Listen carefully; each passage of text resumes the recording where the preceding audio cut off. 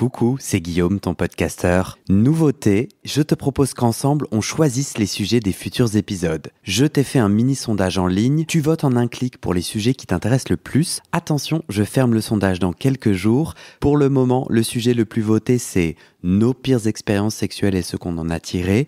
Et le sujet le moins voté, c'est fétiche des pieds, ça fait exploser mon désir. À tous les kiffeurs de pieds, où êtes-vous ? Vote maintenant, ça prend moins d'une minute. Le lien du sondage est sur le site du podcast. Tu ouvres ton navigateur et tu tapes bit.ly/comment devenir. Bisous.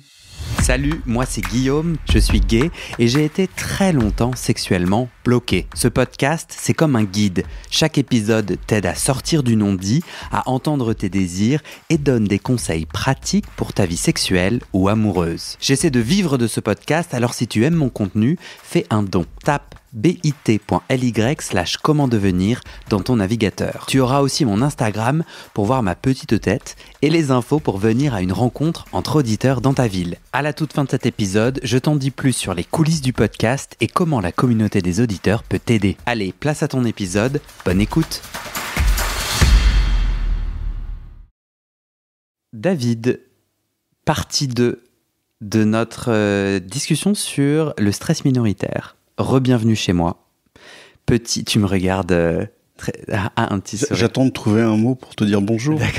Coucou. Et tu me laisses l'espace pour te dire bonjour. Eh ben, je te remercie. David, je rappelle, pour celles et ceux qui n'ont pas écouté la partie 1 de ton interview, très mal. Très mauvais choix, mais on les accueille, il n'y a pas de souci. Tu es psychothérapeute et sexologue spécialisé dans la santé mentale des hommes gays ou queer et des personnes LGBT, coordinateur du Sésame de l'association ENIPS. C'est un dispositif de soutien psy LGBT+. Donc tu es spécialisé sur tous ces sujets-là. Dans la partie 1, l'épisode précédent, on a creusé le « Attends, c'est quoi le stress minoritaire ? Pourquoi je devrais en avoir quelque chose à faire ? Comment il se manifeste ? Comment il peut se manifester dans ma vie d'homme gay ou queer. Et là, je te propose qu'on passe à qu'est-ce que je peux faire ? L'épisode précédent m'a peut-être fait me poser quelques questions. Je me dis peut-être, ah ouais, en fait, il y a des questions que je me suis jamais posées, que David pose, qui m'intéressent, et où je sens une peine en moi, une détresse sur laquelle toi, David, t'as mis des mots. Bon, le premier truc, on pourrait dire aller voir un psy. Ah, même pas, oui. C'est pas ton premier. Ah, je pensais que t'allais. Non, c'est pas forcément systématiquement aller voir un psy. Mm-hmm. Je pense que moi, je crois beaucoup à ce qu'on appelle le renforcement de soi par les pairs. C'est-à-dire, on va appeler ça on va utiliser le terme anglais, l'empowerment communautaire, c'est-à-dire trouver un lieu, que ce soit un groupe de potes, dans un bar régulièrement, une association, un engagement militant, où on a un sentiment d'appartenance. Tu vois, on a défini le stress minoritaire comme un parcours de solitude et d'exclusion ou d'auto-exclusion. Et ben, moi, pour répondre au stress minoritaire, je pense d'abord appartenance et inclusion. Ah, ça m'inspire vachement. Je trouve que c'est beaucoup plus intelligent que ce à quoi je pensais. Non, mais ça me parle vivement. Et dans l'épisode précédent, tu parlais de dans certains coins de notre maison LGBT mondiale, il y a certains coins très, peut-être parfois un peu coupants. Je ne sais pas si mon image est très claire, mais en gros, on fait la teuf dans des endroits où en fait on se parle peu ou pas. C'est d'abord les corps qui doivent se présenter, qui doivent se danser, ou bien qui doivent se sexer, et que là-dedans ça peut te pousser un peu plus dans la solitude. Pas toujours, hein, j'essaye pas de shamer, mais en opposition, les rencontres qu'on organise, qui sont organisées par les auditeurs de ce podcast. En fait, c'est vachement l'axe que moi j'ai choisi et qu'on a choisi, c'est-à-dire on se retrouve dans un bar et on se met en petit trio autour d'une question, chacun répond, et donc tu vois, tu fais pas face au grand groupe, tu te mets en petit trio, ce qui fait que t'es peut-être un peu plus à l'aise de parler à juste deux personnes et chacun en quelques minutes répond à une petite question qui je sais pas, pourquoi t'es là, puis après raconte un truc que t'as écouté sur le podcast qui a résonné pour toi, et petit à petit tu peux choisir au fil des questions, déjà tu connais un peu mieux les gens, de dévoiler un chouïa plus, de proposer une parole un peu plus vulnérable. Et je sais que moi je le dis souvent que c'est une invitation, c'est pas obligatoire, faut pas se heurter, mais que c'est pas inintéressant d'aller tester une parole un peu plus vulnérable. Et après, tu vois, on mixe les groupes pour que petit à petit les gens se rendent compte. Et je sais que moi, c'est quelque chose qu'à Paris, donc c'est à Paris ça, mais c'est dans d'autres villes aussi, mais qu'il y a peu. Alors, il y a des assos LGBT sportives, et ça me permet de poser la question, refaire communauté, est-ce que, trouver des pairs, tu disais, imagine, il n'y a pas de rencontre entre auditeurs qui s'organise près de ma ville. J'ai essayé une fois une asso LGBT sportive d'une ville pas loin. Je me suis pas senti à l'aise. Est-ce que tu as des idées que quelqu'un pourrait explorer pour justement aller trouver ses pairs ? Alors, plusieurs choses. Ça peut marcher comme ça peut ne pas marcher, mais ça peut ne pas marcher parce que c'est peut-être pas fait pour toi, ou peut-être que là aussi, et c'est peut-être là qu'il faut aller voir un psy, tu as tellement d'autodéfense et de réflexes d'auto-exclusion ou de méfiance que tu n'arrives pas à t'intégrer aussi. Donc peut-être que là, il faut aller voir un psy pour travailler sur le lien social, sur l'image de toi. Ça, c'est le premier truc. Là, du coup, je réintroduis le psy. Après, il n'y a pas besoin non plus d'être un leader et de rentrer dans de la performance d'un groupe aussi. Parce que le problème des associations LGBT, c'est que même dans le sport, ça va être autour d'un média, le sport, l'activité, le loisir, mais on va réintroduire la notion de séduction, de meilleur, de plus beau, de plus charmant. Donc, on peut se retrouver dans une situation qui rappelle quelque chose où on serait pas à niveau, on serait pas adapté. Il faut suivre son intuition. J'ai quand même envie de donner 2 idées parce que je te trouve un peu rude avec les assos sportives là. Non, mais je te taquine. Moi, je pousse tout le monde à aller dans les associations sportives. Je te taquine complètement. J'ai compris comment on peut aller re-rencontrer des mécanismes qui nous vont pas. Et je ne suis ni thérapeute mais bon, ça fait quand même longtemps que je bosse sur ces sujets. Moi, je conseille vivement d'essayer plusieurs trucs. Tu vois, tu dis, ok, j'essaye 3 assos, j'y vais au moins 2 fois, et puis après, je déciderai. Les frontrunners, qui ont des sections un peu partout dans le monde, en fait, tu te retrouves autour d'une course.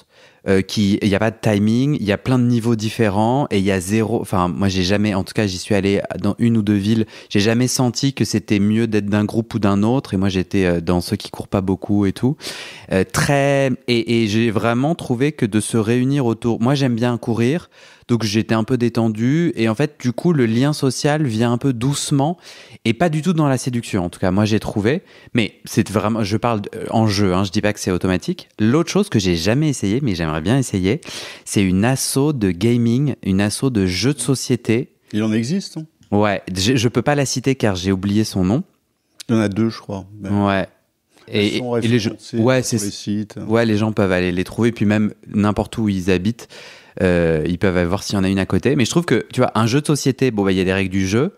Je trouve j'étais intéressé parce qu'il y a beaucoup moins de performances, de diplômes, machin. Je m'en fous de qui est la personne. Elle incarne un joueur, une joueuse. Tu vois ce que je veux dire ? Et j'ai l'impression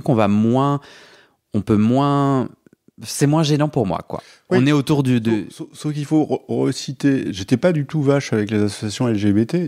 C'est toi qui disais, ouais, mais en programme, j'ai trouvé ça nul. Mais c'est intéressant, j'ai trouvé ça nul.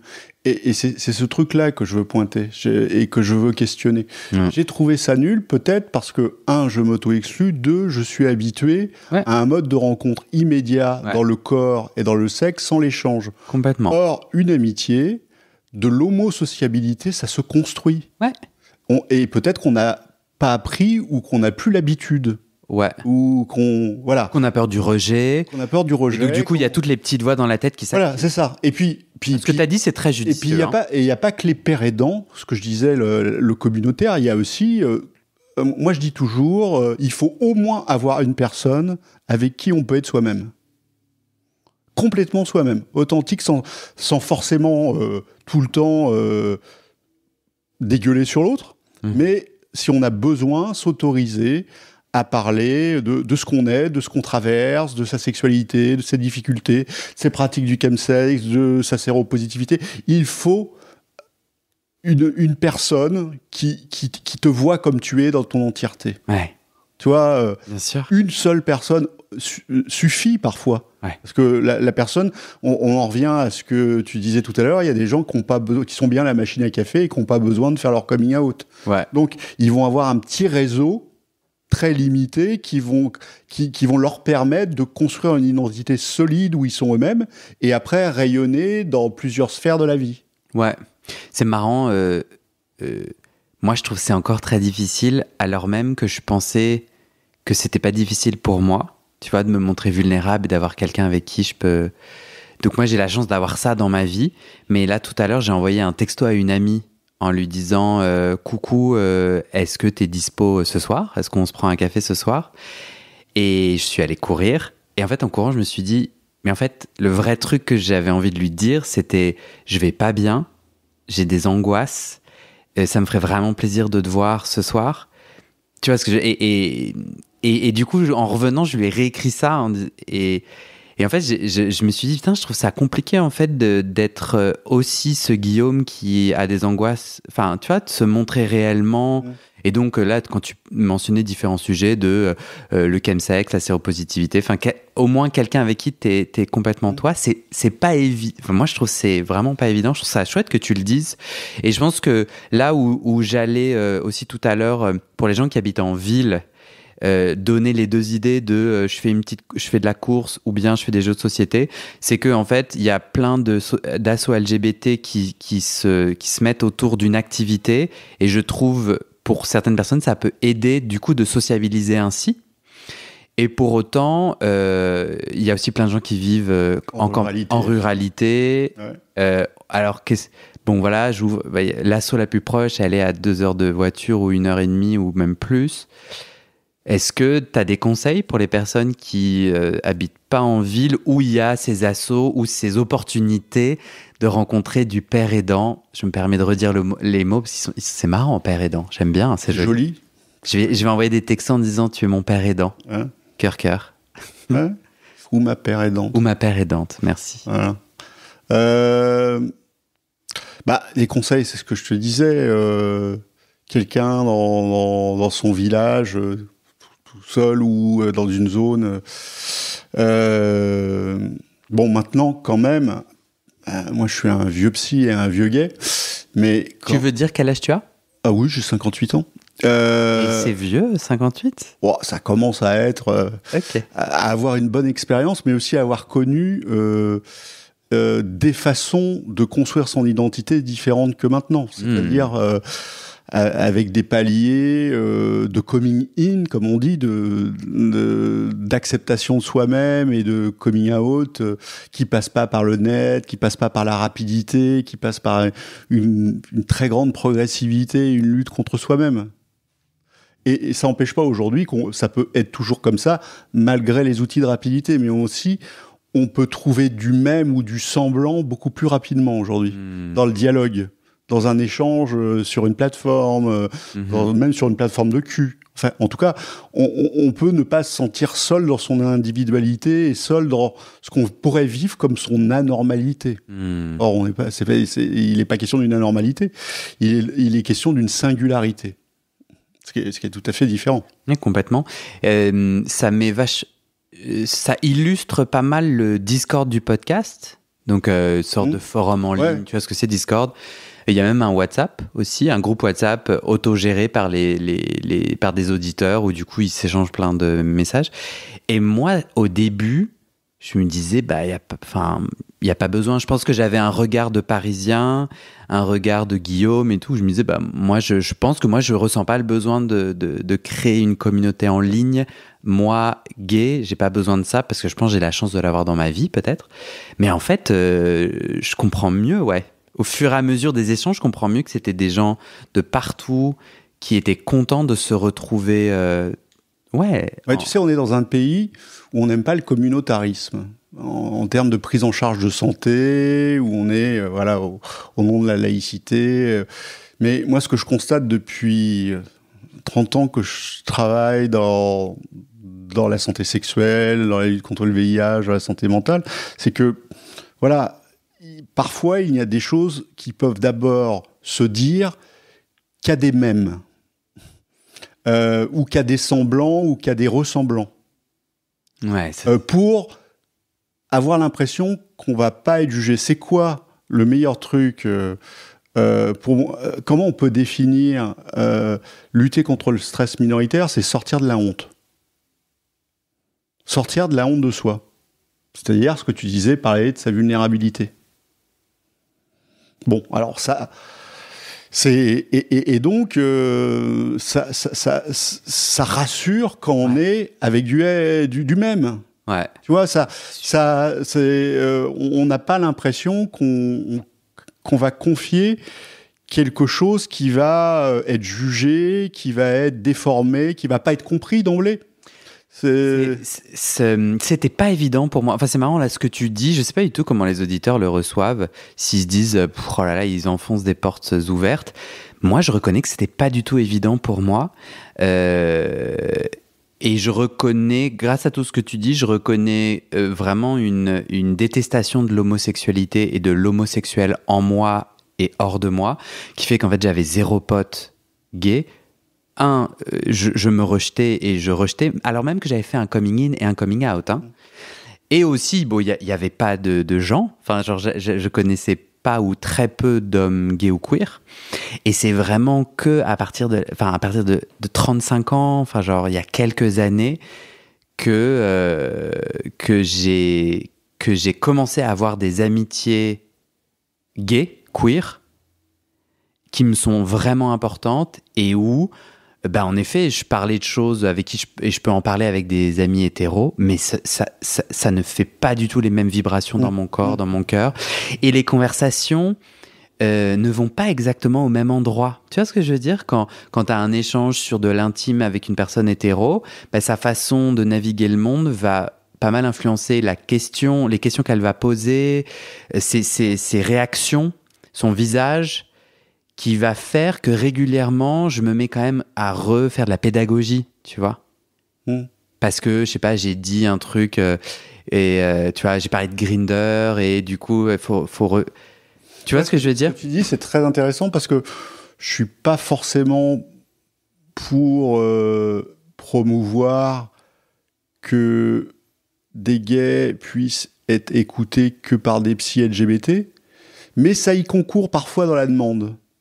Et s'ils sont pas entendus sur ce truc-là, eh bien, on passe à côté d'un truc super important qui touche le noyau de l'individu.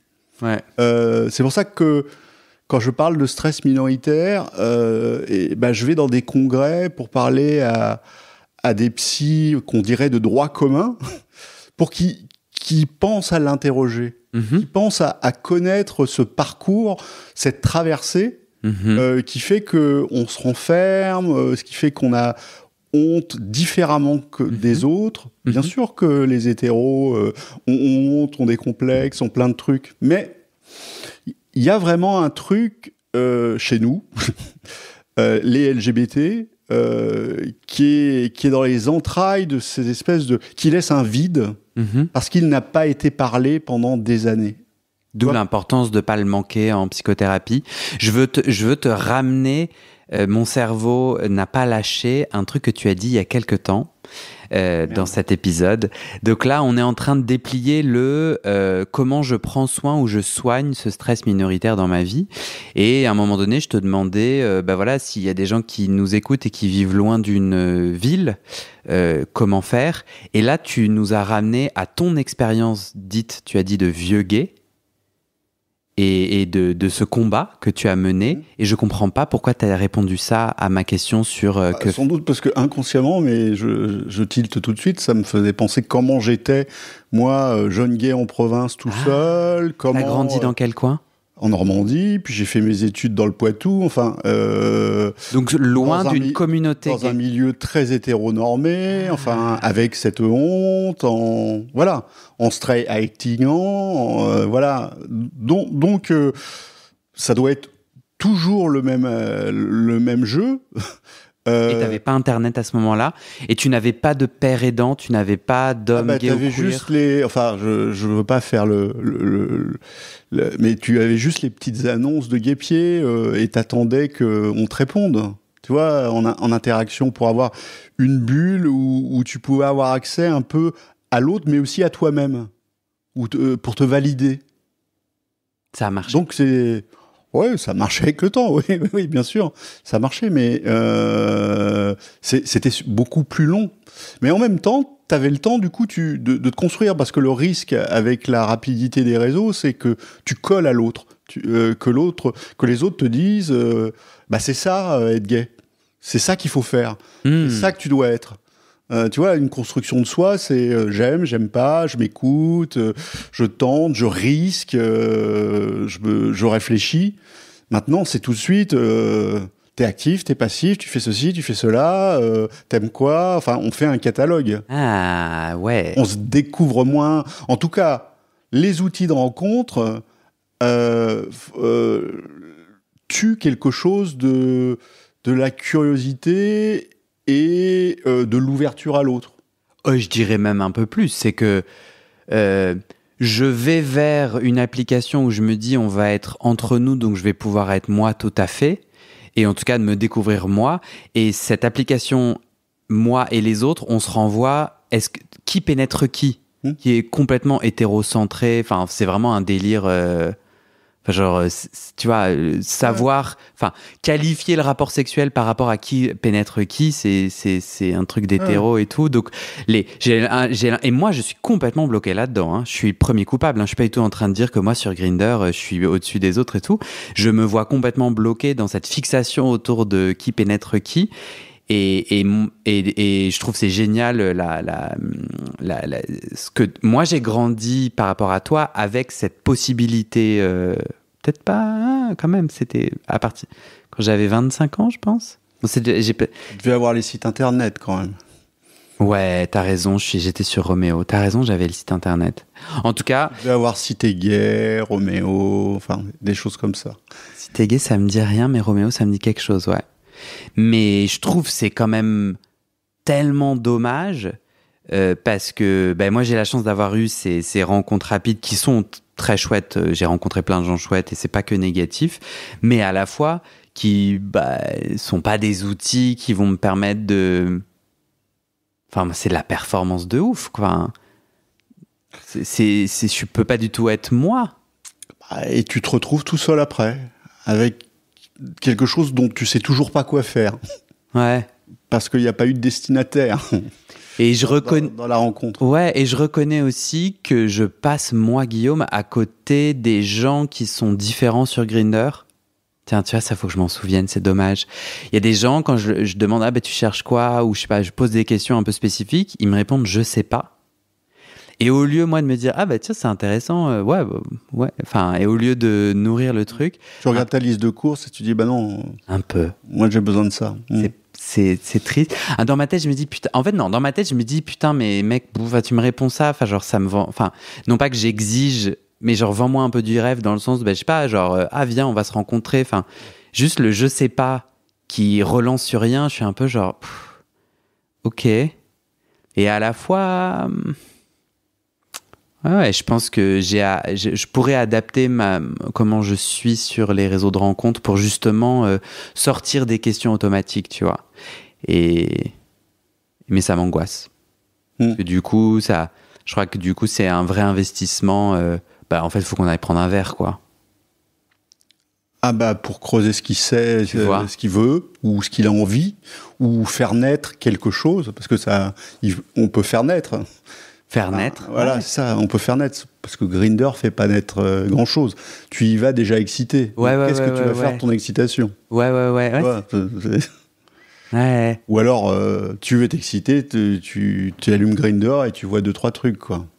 Mais c'est pas la rencontre qui t'excite, c'est la rencontre qui a un support visuel, de texte, d'échange, comme un porno en fait. Ouais. C'est un dialogue érotique. Ouais. Et peut-être que ça, je sais pas si c'est un signe de stress minoritaire, mais c'est un truc sur lequel, hop, on peut mettre un petit drapeau. Je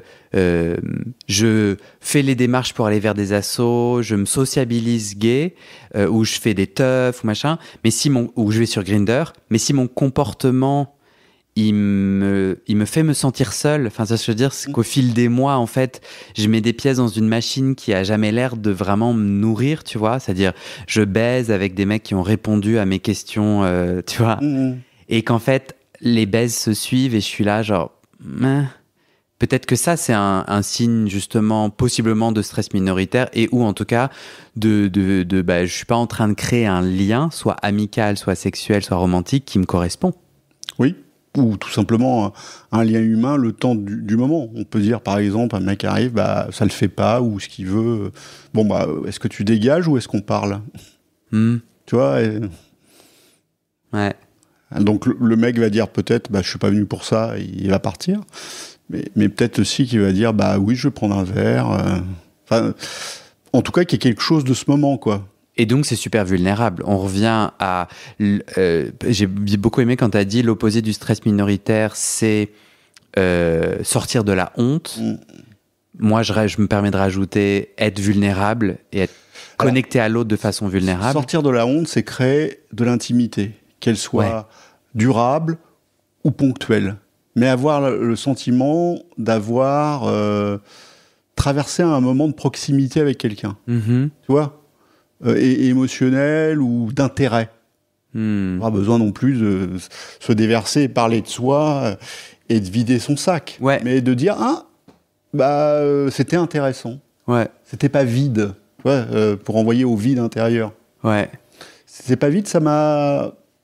Voilà, c'était ni occupationnel, parce que c'est ça le problème souvent des plans cul, c'est occupationnel, et on retrouve son vide intérieur après.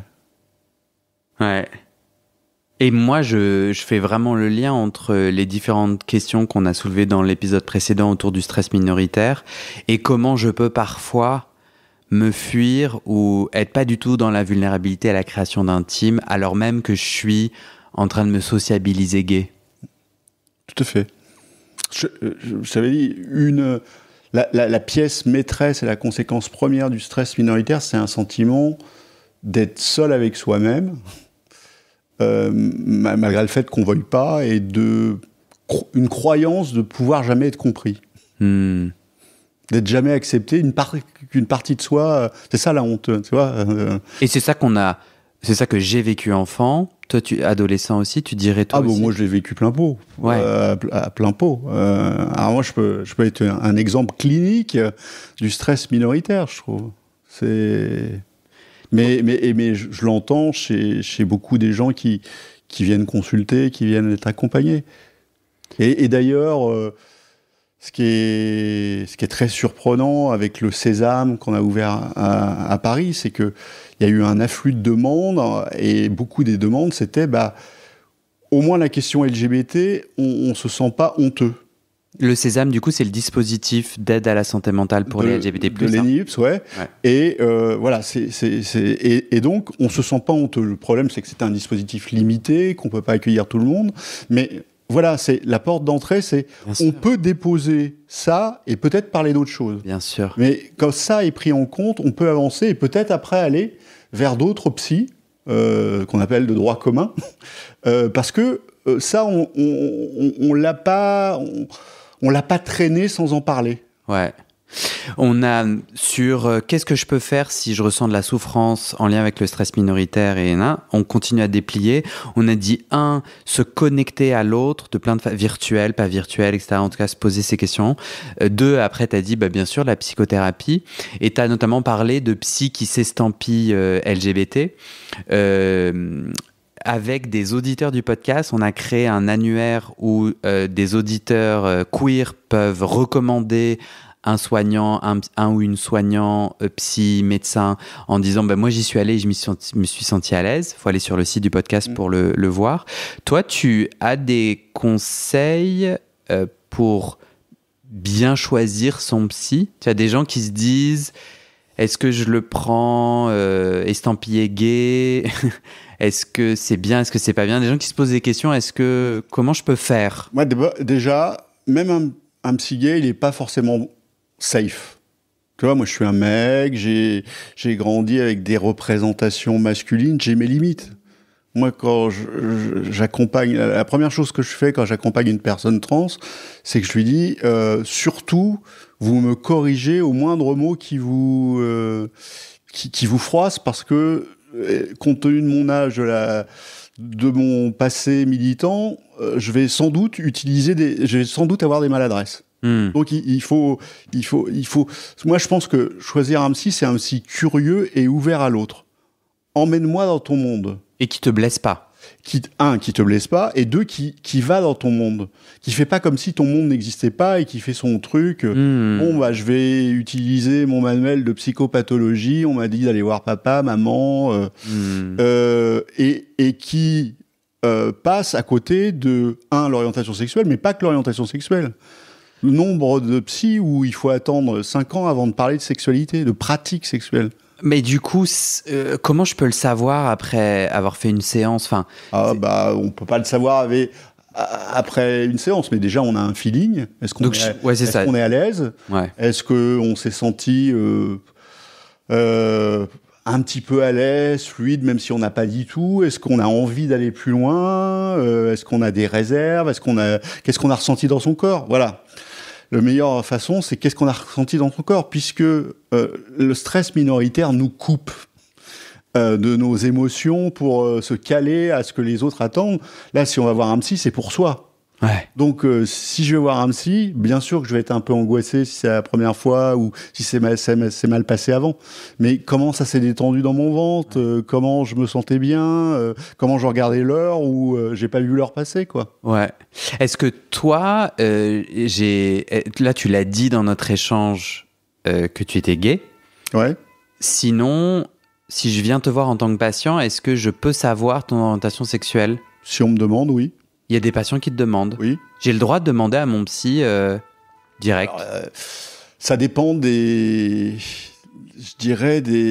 écoles de psy, où soi-disant, pour beaucoup de psy, le psy doit rester quelqu'un de neutre et sur lequel on projette tout ce qu'on veut pour que un lien particulier qu'on appelle le transfert se lie. Mais bon, moi j'ai dépassé ça. Voilà, de toute façon, c'est pas difficile de savoir que je suis un psy engagé dans la cause militante en allant faire une recherche Google, tu vois. Mais donc, tu pourrais être hétéro? Oui, je pourrais être hétéro. Moi, je trouve que ça change énormément. Je pourrais être hétéro, mais je veux dire, s'il y a une question qui se pose et qui semble importante pour le patient et que je considère pas comme indiscrète et qui me pose pas de problème de honte, justement. Peut-être que je parlerai un peu moins facilement de ma sexualité si on m'interroge sur mes pratiques sexuelles. Tu vois, parce que quelqu'un peut et vous avez fait ça, ceci, cela. Peut-être que là j'aurais des limites parce que mes limites de pudeur et peut-être de honte. Je dis c'est. Mais là pour moi je trouve que si elle le demande, c'est qu'elle a besoin de savoir. Il y a des gens, ils n'ont pas besoin de savoir, et puis il y en a même d'autres, c'est « je veux pas savoir ». Ouais, c'est ça, mais chacun suit au feeling. Le virtuel, je pense à nouveau aux gens qui sont loin d'une ville. Psy en virtuel, aujourd'hui, c'est possible? Psy en virtuel et psy qu'on choisit, oui, tout à fait. Voilà, c'est tout à fait possible. Le Covid est passé par là, les psys sont adaptés, et les concepts de présentiel sont pas mal délités pour pouvoir avoir des thérapies à distance avec un lien fort quand même. Moi, je pense que je poserais peut-être pas la question, enfin je poserai toutes les questions en première séance, notamment autour de c'est quoi votre lien au sujet de l'orientation sexuelle.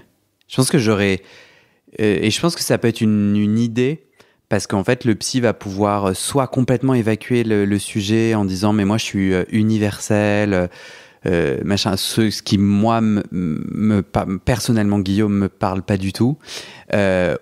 Parce que justement, c'est ce que tu as dit, je rebondis sur ce que tu as dit, un psy qui vient dans mon monde. Donc, en fait, je vais pas avoir à l'éduquer, à faire de la pédagogie, à me sentir écouté à moitié, parce qu'en fait, les us et coutumes, tu vois. Ouais, je poserai la question du lien avec ce sujet, sachant qu'après, on va peut-être parler d'autres choses aussi. Après, tu as toujours de l'éducation. Hein. Ah ouais ? Bah oui, enfin, ton psy, il peut connaître ton monde, ou ta psy, elle peut connaître ton monde.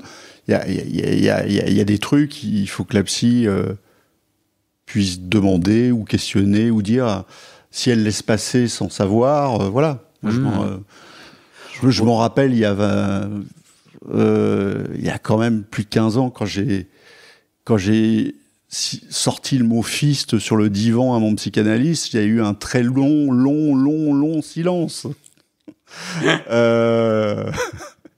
Ouais, mais justement... Et j'ai été tout seul avec ça pour le reprendre, quoi, tu vois, alors que, bah, voilà, j'avais besoin d'en parler... voilà, c'est tout, je te donne un exemple. Mais c'est un excellent exemple, parce que c'est justement comment ma propre parole et mon propre travail sur la honte et ou sur l'épanouissement et ou sur ma sexualité, comment ma propre parole est limitée par un monde hétéro. Et donc si mon psy est estampillé, enfin je le comprends hétéro, ou bien j'ai compris qu'il l'était... Non mais d'accord, mais qui pose des questions, tu vois. Vous m'avez parlé d'un truc... Une pratique sexuelle, vous voulez m'en parler ? C'est ce qu'il t'a dit ? Mais non, il m'a pas dit ça. Ouais. J'ai fait face au silence. Ouais. Donc, tu sais pas si il connaît pas, si t'imagines en train de fister, enfin, voilà. On se retrouve dans une situation parentale, quasiment, une situation de nouveau coming out sur des détails dans ta thérapie. Et toi, tu dirais pas que c'est pas recommandé ? C'est-à-dire, c'est donc pas... Je dirais que, je suis désolé, hein, mais c'est quasiment obligatoire, un passage obligatoire dans une thérapie. Même moi, il faut faire mon éducation. Pas sur les sujets LGBT et stress minoritaire et tout, quoi. Si, je te disais, sur des enjeux parfois, je sais pas, je dis, je connais pas, dites-moi, quoi. Ok. Vous allez m'expliquer... Parce que sinon, moi, je dis, bon, j'ai l'idée de ça, j'ai la connaissance de ça, et j'ai une représentation. Est-ce que c'est une bonne représentation ou pas ? Ok. Ouais, non. Et puis, je conclus en disant, moi, j'ai pas du tout d'avis. Enfin, je trouve que ce que je dis, on a l'impression que j'ai un avis ultra tranché faut absolument que le psy soit gay et qu'il ait écrit fist sur son t-shirt. C'est pas du tout ça. Je posais des questions. J'ai pas d'avis tranché. J'aime beaucoup tu ramènes la personne au corps. Ouais, il faut qu'il précise s'il est fist actif ou passif derrière. Hein, mais il y a des chaussettes. J'ai vu des gens avec des chaussettes. Je trouve ça drôle sur la chaussette. Tu mettais genre actif, passif et tout. J'aime bien ton conseil de dire on revient au corps, comment je me suis senti et est-ce que j'ai envie de prendre une autre séance et pourquoi, etc. Dernière question, à moins que toi tu aies d'autres choses à ajouter. J'ai lu sur l'interweb que une des stratégies pour prendre soin de mon stress minoritaire, c'est de mettre en place des stratégies d'évitement. C'est-à-dire, lorsque j'identifie des environnements, des espaces, des situations trigger, c'est-à-dire qui déclenchent mon stress minoritaire, je le fais pas, quoi. Enfin, je fais attention à pas le faire. Moi, ça m'inspire... je dirais pas que c'est ma première réaction. Je dirais pas que c'est des premières des solutions qui m'a aidé. Mais une fois que justement j'avais fait nos autres idées, il y a eu quand même un moment donné où couper des ponts, prendre des distances, non pas nourri de plein de colère, mais j'ai notamment en tête moi j'ai grandi à Versailles, donc pour les auditeurs qui n'habitent pas qui connaissent pas la France, c'est un quartier, c'est une ville à l'ouest parisien, connu pour son traditionnalisme. Son catholicisme, c'était le berceau des Antigués, de la Manif pour tous. Et donc j'ai fait mon lycée là-bas, et il y a quelques personnes hétéros avec qui étaient des amis proches, avec qui j'ai coupé les ponts parce que on avait de cesse d'avoir j'arrêtais pas de faire leur éducation. Ça me coûtait énormément quand j'essayais de me raconter. Et cet ami en particulier, tous les 6 mois, refaisait du genre « Ah, mais je comprends pas pourquoi vous, les LGBT... avec toujours cette façon de poser les mots excluant. Et moi, j'étais là, meuf, je t'ai déjà expliqué il y a 6 mois, tu veux que je te réexplique? Et en fait, j'ai senti que c'était pas du tout une mauvaise personne, mais il y a eu vraiment un moment donné où je me suis dit, en fait, j'ai pas envie d'investir du temps.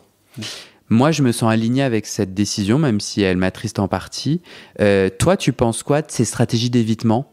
Moi, j'appellerais pas ça des stratégies d'évitement. Parce que la stratégie d'évitement, elle est souvent inconsciente et on la contrôle pas. Par exemple, je te donne un exemple très pratique. Je suis phobique de trucs, je vais pas aller dans les endroits où j'ai des trous de l'érection, et ben je vais jamais essayer d'être actif. Ça, c'est une stratégie d'évitement auquel on a réfléchi un peu, mais qui s'applique automatiquement. Okay. Là, c'est vraiment une décision réfléchie de c'est quoi mon cadre de sécurité, qu'est-ce qui m'intéresse pour m'épanouir, et quels sont les gens importants, quoi. Pourquoi s'épuiser avec quelqu'un qui fait aucun effort pour s'ouvrir et évoluer?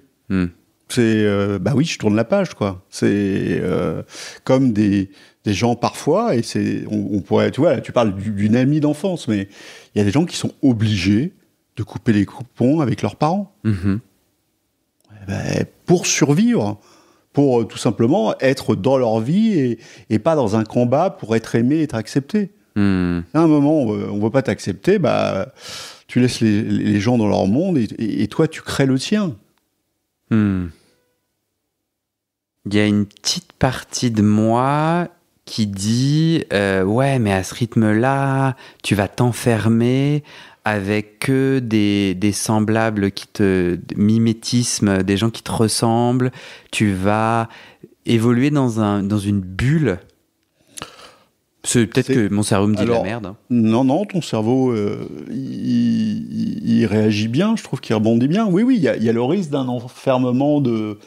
Tu as des gens qui sont gays, qui mangent gay, qui vont en vacances. Ouais, de devenir hétérophobe et de... Voilà. Donc oui, c'est un risque de rentrer dans ce qu'on appelait avant un ghetto. Le ghetto gay mais du coup de rentrer dans un ghetto, mais aussi avec ses injonctions et puis ses obligations, et donc de devenir esclave de nouvelles normes aussi. Bah ouais. Ça c'est autre chose. Donc oui, c'est un risque. Moi je trouve que ça dépend des générations.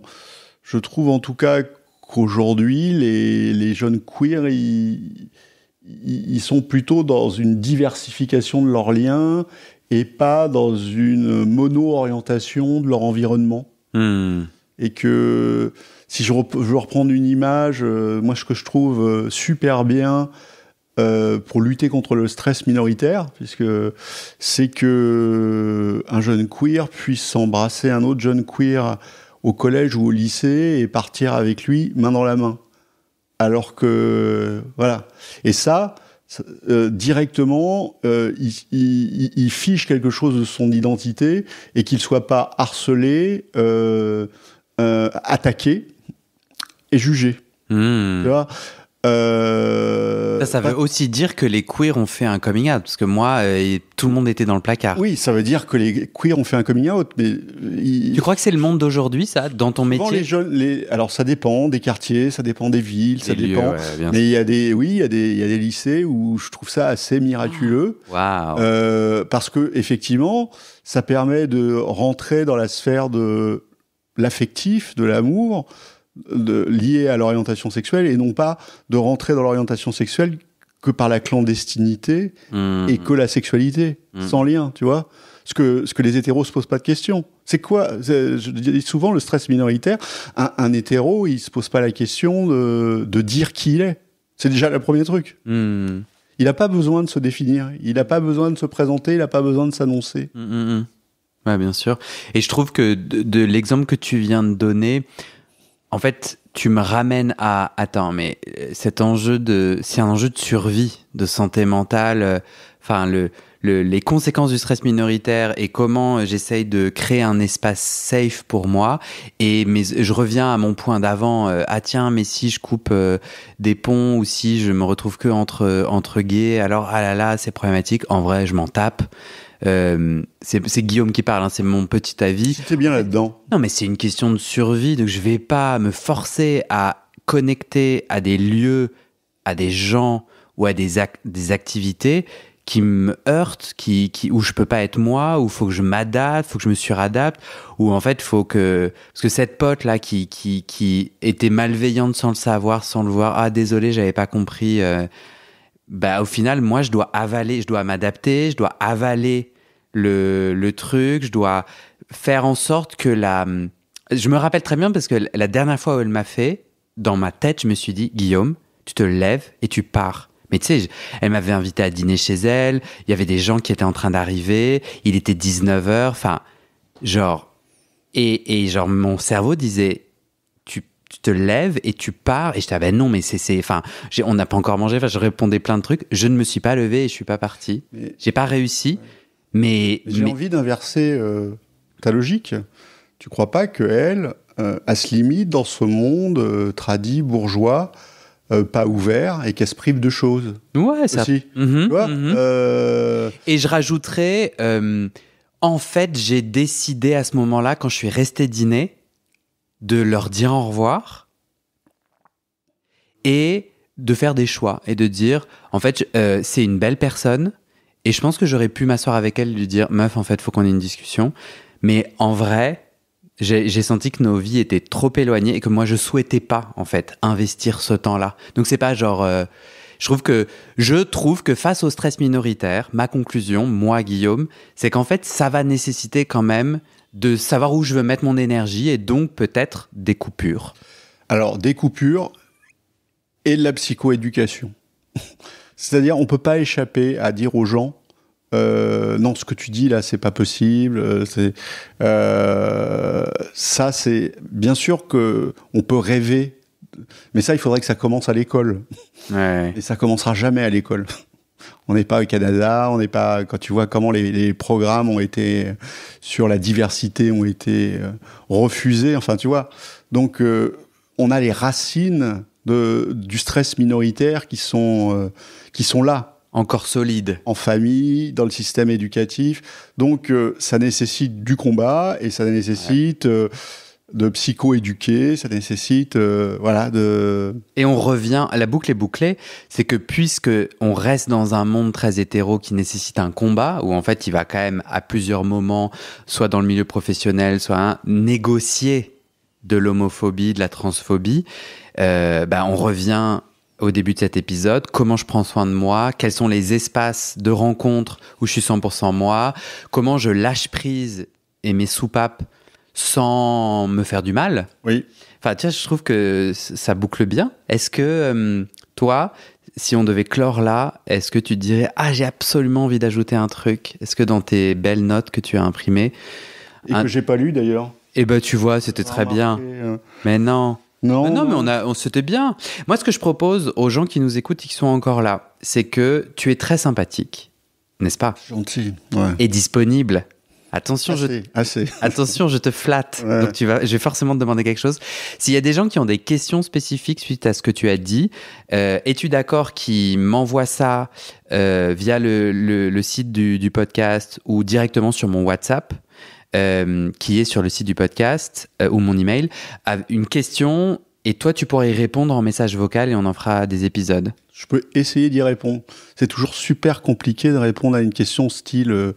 questions rubrique psychologie. Ouais, ok. Tu sais. On le fera pas. Okay. Mais si c'est, je pense que les gens qui écoutent ça va leur venir des questions automatiquement. Moi, quand j'écoute tes podcasts, j'ai des questions qui me concernent, j'ai des questions qui concernent plein de gens que je connais. Donc, il faut donner ce moyen. Donc, faut aller.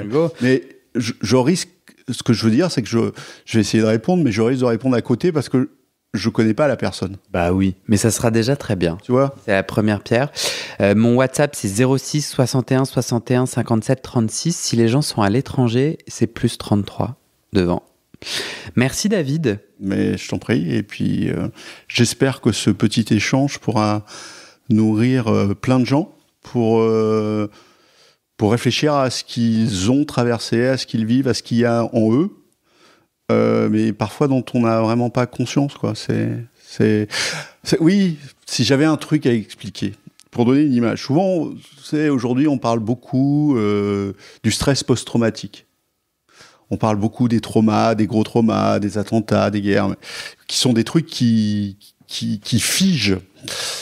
Eh ben, en fait, le stress minoritaire, c'est une somme de petits stress traumatiques. Et quand on subit un stress post-traumatique, on oublie beaucoup d'éléments biographiques qui sont liés à ça, mais on garde des émotions liées à ces traumas. Des émotions qui se répètent de façon inadaptée comme des moyens de défense. Tu vois ? Et donc, c'est pas rien d'intégrer la dimension du stress minoritaire dans son mal-être et d'y réfléchir. Deal. Merci David. À bientôt.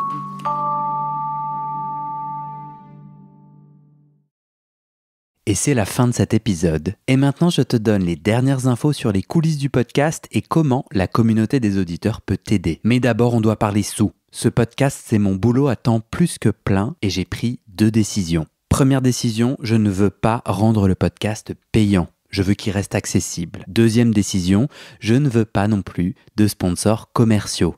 Vous vendre du lubrifiant ou des godes que j'utilise pas, non merci. Je limite mes sponsors à des assos ou aux services publics dont je porte déjà les messages de santé, mais bon, ça réduit beaucoup mes possibilités financières. Donc je dépends de vous, mes petits auditorices. Depuis 1 an, je cherche 400 auditeurs, auditrices qui peuvent me donner 5 € par mois pour que ça me fasse un gros SMIC, une sécurité financière minimum. Le pari est risqué, demander des sous pour un podcast gratuit dans une culture francophone qui n'a, il faut le dire, pas l'habitude de soutenir ses créateuristes de contenu, c'est pas facile. On est 180 sur les 400. Je galère à faire décoller tout ça, alors si tu aimes mon contenu et que peut-être même ça t'aide, rejoins les 400 maintenant. Direction le site du podcast, tu vas pouvoir donner via ma plateforme de dons ou en direct avec mon RIB par mois ou en une fois pour un soutien annuel. D'ailleurs sur 1 an, ça fait 60 €, en gros le prix d'une séance de psy d'1 heure. Tu n'as pas de sous, t'inquiète, je comprends,